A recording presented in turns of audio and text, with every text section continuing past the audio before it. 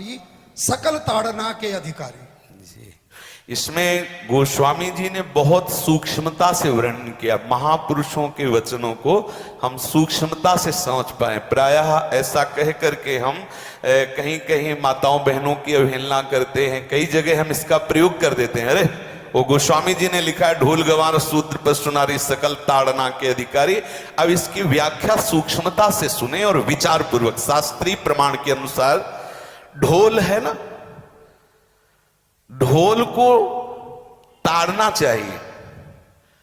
ताड़ना मतलब उसको ठपाक चाहिए और बेताल नहीं। शास्त्र सिद्धांत के अनुसार, संगीत शास्त्र के अनुसार तभी वो राग प्रकट कर पाएगा, तभी वो बजेगा। ढोल को हाथ जोड़ के बोलो कि साहब आप बज जाएं, नहीं बजे, उसको ताड़ना चाहिए। अब ताड़ना शब्द चारों में एक जैसा नहीं लगेगा। शब्द एक ही है ताड़ना, लेकिन ताड़ना के अर्थ अलग अलग हैं। जैसे कनक है, एक ही शब्द है कनक, लेकिन कनक कनक ते 100 गुनी मादकता अधिकाय, वा खाए बोराए जग या पाए बोराए। बोले कनक ही शब्द है। जैसे ताड़ना शब्द का हम प्रयोग केवल वही समझे कि ताड़ना देना ही नहीं, उसका अर्थ अलग अलग है। जैसे कनक शब्द है, कनक को सोना भी कहते हैं और कनक को धतूरा भी कहते हैं। कनक को धतूरा भी कहते हैं। एक कनक है जिसके खाने से बावरा हो जाएगा और एक कनक है जिसके पाने से बावरा हो जाएगा। कनक शब्द एक ही है, लेकिन दोनों का अर्थ अलग अलग हो गया। ऐसे ही ढोल में ताड़न का तात्पर्य है उसको पीटना, लेकिन वो शास्त्रीय संगीत के आधार पर उसको ताल देना। ताल देने से ही वो राग प्रकट करता है, आनंद की उमगन करता है, ना कि प्रार्थना करने से। समझ रहे? अच्छा, गंवार, गंवार कहते हैं विवेकहीन पुरुष को। विवेकहीन पुरुष को कोई कार्य दे दो और उस पर दृष्टि न रखो तो कार्य नष्ट हो जाएगा। वहां ताड़ने का तात्पर्य उसको पीटना नहीं है। उस अविवेकी गंवार पर दृष्टि रखो। जो आपने कार्य सौंपा है, जो भी कार्य उसका है, उस अविवेकी पर दृष्टि रखना ताड़ना हुआ।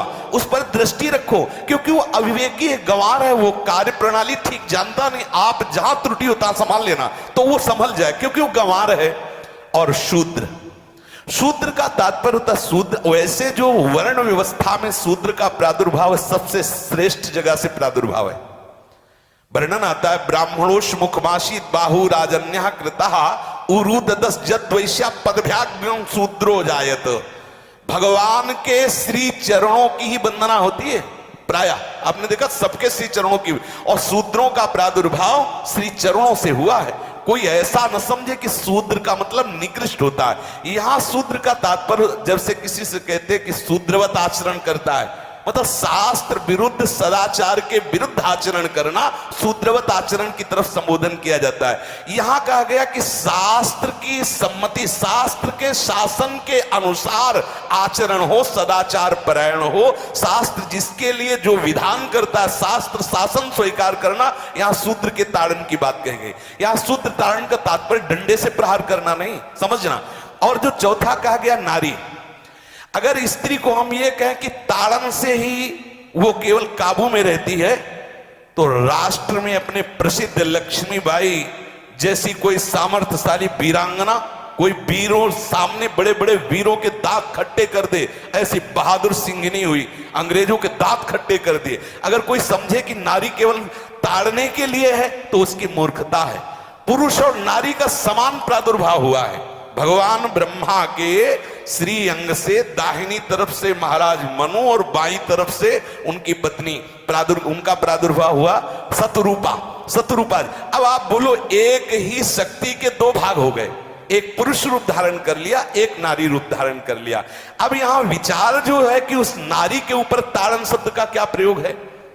जैसे आप मार्ग में चले जा रहे हैं और आपने दृष्टि चूक कर दी और नारी आपकी स्त्री पीछे चल रही, तो कोई हमला कर सकता है, क्योंकि वो रत्न है। 14 रत्नों में एक रत्न स्त्री रत्न भी है। स्त्री को रत्न कहा गया है। भगवान श्री राम जब वनवास में जा रहे हैं तो सिया जी को आगे नाव में जब चढ़ाना होता तो पहले सिया जी को चढ़ा, सीए चढ़ाई चढ़े रघुराई, पहले आगे। दृष्टि रखो, दृष्टि चूक गई तो रत्न है।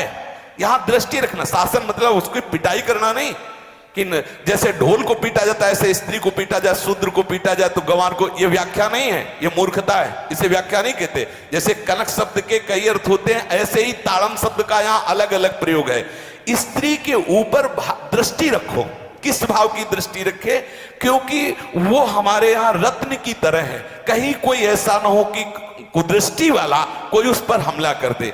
पाणी ग्रहणम संस्कार में रक्षा का भी सूत्र बताया जाता है कि आपको अभी ये समर्पित है, आप इसकी रक्षा करें। हमारे शास्त्रीय सिद्धांत में देखो, कभी भी स्त्री को अकेला छोड़ने का सिद्धांत नहीं पाया गया।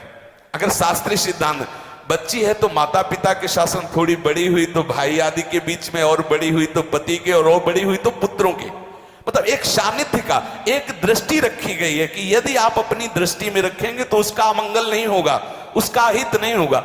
ये जो जैसे मानो कोई सी स्त्री को अकेला कोई पा गया और कुमार्गगामी वृत्ति वाला हुआ, तो आज जो घटनाएं सुनने को मिलती हैं, अगर हमारी दृष्टि हो उस पर तो ऐसा नहीं हो सकता। और दूसरी बात यह है कि स्त्री को बुद्धि स्वरूपा भी माना गया। भगवान से भीष्म जी कहते हैं, मैंने अपनी कुंवारी कन्या बुद्धि को, हमारी कुंवारी कन्या है बुद्धि, सदैव सुरक्षित रखा है, आज आपके चरणों में समर्पित करते।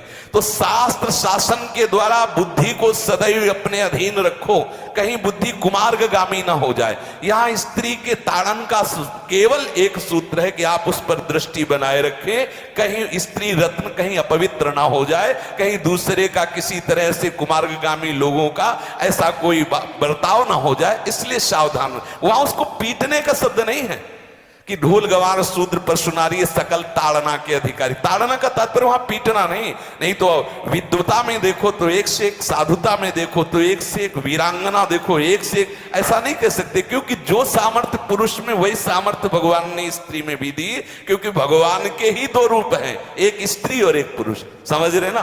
तो इसमें एक ताड़न शब्द का कई अर्थ होता है। भगवान की साक्षात शक्ति स्त्री है। अगर कोई इस भाव से देखे कि स्त्री तो केवल ताड़ना, मतलब केवल गाली दे के बात करना, ऐसा नहीं। जिस घर में स्त्री का अपमान होता है उस घर का नाश हो जाता है, निश्चित हो जाता है। आप देखिए, रावण का सत्यानाश हो गया जगदम्बा सीता के प्रति, दुर्योधन का सत्यानाश हो गया द्रौपदी के प्रति। जहां स्त्री का अपमान हो जाए, अगर कोई ये समझे कि स्त्री केवल मतलब जैसा हम चाहें वैसा व्यवहार करे, तो अगर नाश ना हो जाए तो हमें बता देना, क्योंकि भगवान की वो शक्ति है। अगर उसे तुम सोचो कि हम ताड़न करें, जैसे ढोल को ताड़न करें ऐसे ताड़न करें, तो तुम्हारा नाश हो जाएगा। बिल्कुल सच्ची बात समझ लीजिए। केवल वहां दृष्टि रखने की बात कही गई है, आपका अधिकार है, आप उसकी सुरक्षा व्यवस्था में रहें। और एक वृत्ति होती है, अगर शासन ना हो तो हमारी बुद्धि भ्रष्ट हो जाए, हमारी बुद्धि भ्रष्ट हो जाए, आपकी बुद्धि भ्रष्ट हो जाए। भगवान का भय, शास्त्र का भय, लोक मर्यादा का भय, ये हमको सुरक्षित रखता है। इसलिए दृष्टि रखने की आवश्यकता है कि वो पवित्र रहे, वो सुरक्षित रहे, ना कि उसको पीटने के लिए यहां संबोधन किया गया गोस्वामी तुलसीदास जी ने। इसलिए सावधानी पूर्वक अपनी वृत्ति को पावन रखते हुए महापुरुषों के वचनों को समझने की चेष्टा की जाए। गोस्वामी जी ने जो यहाँ कहा, ढोल गवार शूद्र परशुनारी सकल ताड़ना के अधिकारी, तो ताड़ना का अलग अर्थ है